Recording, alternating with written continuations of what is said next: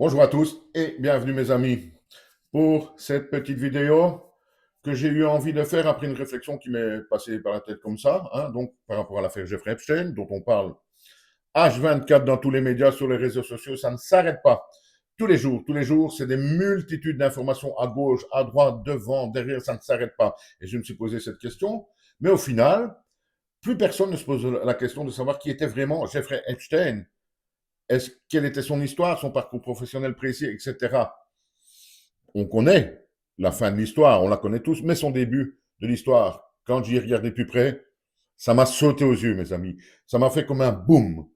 Premièrement, elle ressemble beaucoup, son arrivée dans le haut gratin mondial, donc à Jeffrey Epstein, elle me fait beaucoup penser à une autre histoire que tous les Français connaissent. On y reviendra à plusieurs reprises dans cette vidéo. Mais j'en reste persuadé, dites-moi si je suis fou en fin de vidéo, l'histoire que je vais vous expliquer de son parcours professionnel, pour moi, ne tient pas la route, ne tient pas la route une seconde, c'est même pratiquement impossible. Vous allez voir.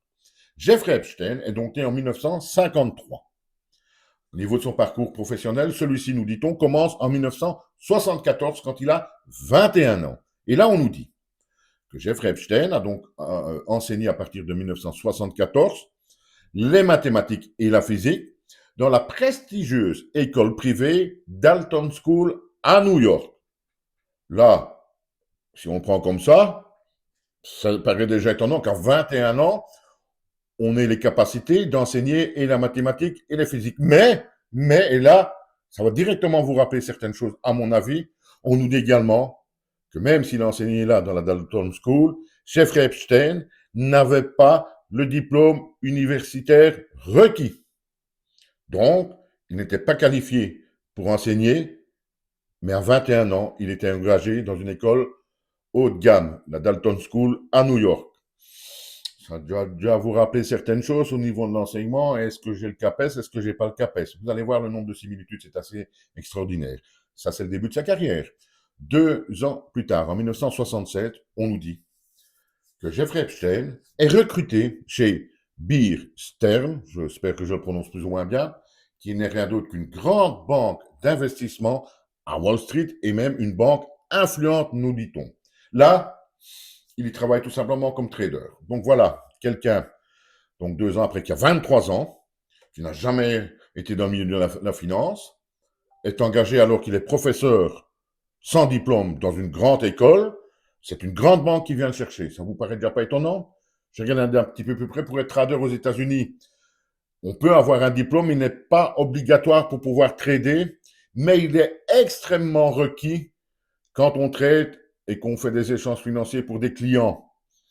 Apparemment, ça n'a pas empêché, puisque Jeffrey Epstein ne l'a pas, j'ai vérifié, cette grande banque d'affaires et influente d'engager Jeffrey Epstein, dont on connaîtra le parcours plus tard, qui deviendra quelqu'un d'extrêmement influent dans le monde. C'est déjà bizarre. Troisième point, on nous dit donc qu'en 1981, il quitte la banque d'affaires où il était donc devenu trader pour créer sa propre société un an plus tard, donc en 82, la Jeffrey Epstein et compagnie.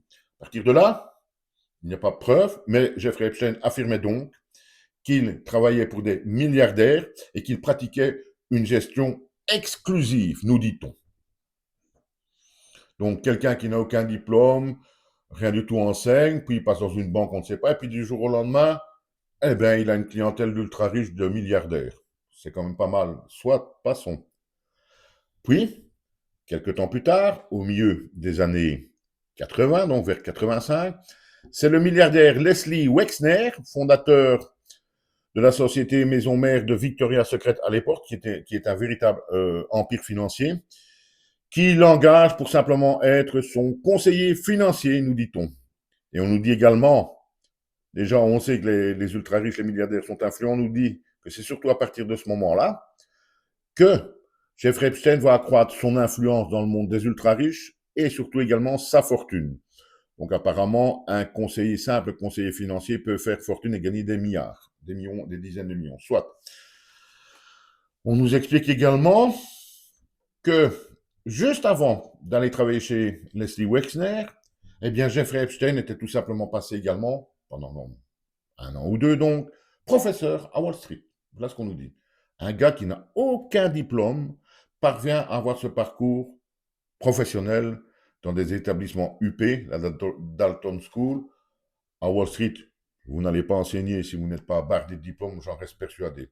Donc ça, c'est le parcours qu'on nous présente de Jeffrey Epstein. Et là, mes amis, je parle doucement pour que tout soit bien compréhensible, là, pour moi, ça ne tient pas la route. À 21 ans, on n'est pas engagé dans une école haut de gamme privée à New York pour enseigner des matières dont on n'a pas le diplôme. Rien que ça, rien que le départ. Est-ce qu'à vous, ça ne vous pose pas question? Et tout le restant également. Alors la réflexion, je me suis dit, mais ça ressemble quand même à une histoire, ça me trottait dans la tête.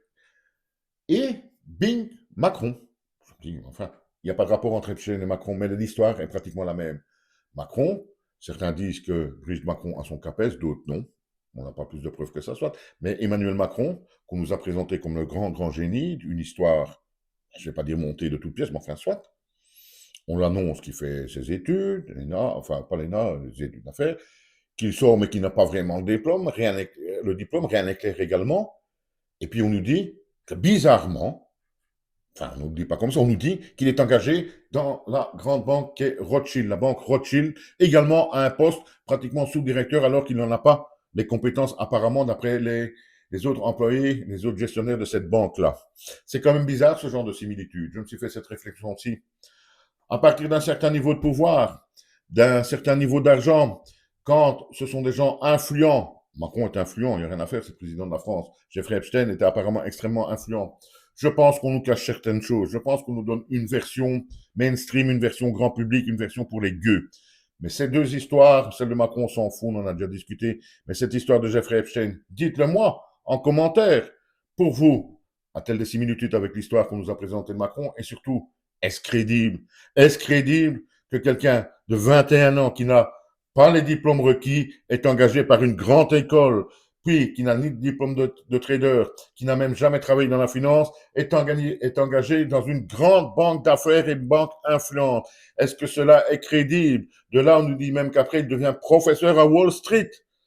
Puis, il va travailler pour un des plus riches aux États-Unis, qui le rend donc de plus en plus influent, etc. Est-ce que cette histoire, pour vous, tient la route?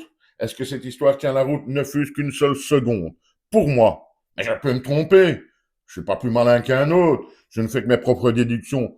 Pour moi, cette histoire ne tient absolument pas la route. Jamais une école haut de gamme, privée qui plus est, quand on dit privée aux États-Unis, on sait ce que ça veut dire. C'est pas les enfants du facteur, du livreur de lait qui vont s'inscrire à cette école-là. Ça coûte des dizaines de milliers de dollars par an.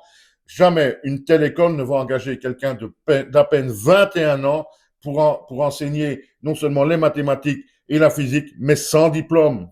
Il n'a pas le diplôme requis, il n'a pas le diplôme universitaire requis.